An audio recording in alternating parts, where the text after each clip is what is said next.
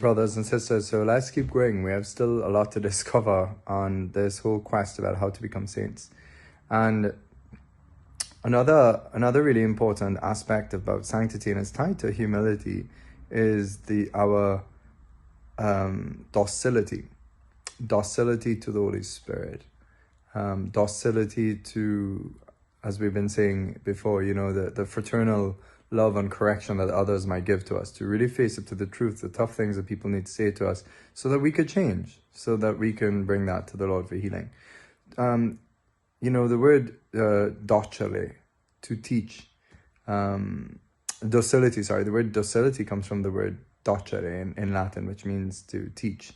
So, holy person is someone who's teachable, who can be taught, who listens and is slow to speak, as the letters, James warns us or cautions us. Be slow to speak and be quick to listen. And rather, in our encounters with others, as a talkative person myself, this is something I was working on. But, in our encounters with others, are we there to teach? Do we assume that we're there to teach, or are we there to also listen and be taught and hear what God has to say in that person? Quite recently, I was put in a certain situation where I had great temptations around one of the speakers, and then the Lord convicted me in the middle of it. My prejudices, my biases, and the Lord was saying, out of the mouth of babes, the Lord can speak to us any and every place. And so we have to be like poor beggars, in search of wisdom, in search of truth. And this is part of humility, to just search for that truth. Even if it might be from someone you might think that may not be able to speak that to you. But God can often do that if we're attentive. Now we have to be attentive to errors and false truths and all these things as well. But is that reverence and the humility for the person in front of you, who, and somehow in God's providence God has put that person in front of us.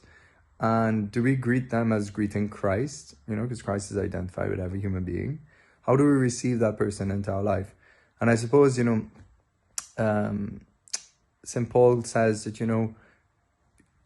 to be open and hospitable to strangers, because some have entertained angels by entertaining strangers. And of course, his reference is to Abraham, because Abraham was this amazing, generous, hospitable man, and he would often welcome the stranger, and not just to give them stuff, but would invite them into friendship love, to love the stranger. And this is what Christ does. He loves us. We were the strangers, estranged from him in one sense, had nothing in common with him because he was holy and we were sinners. And yet he came to love the stranger, which is us, and turn the stranger from a stranger into something familial, and could do this by love. And so, so another huge, obviously, aspect, the crux of humility, of becoming saints is the question of love. That's what Mother Teresa would say. Holiness is an excess of love.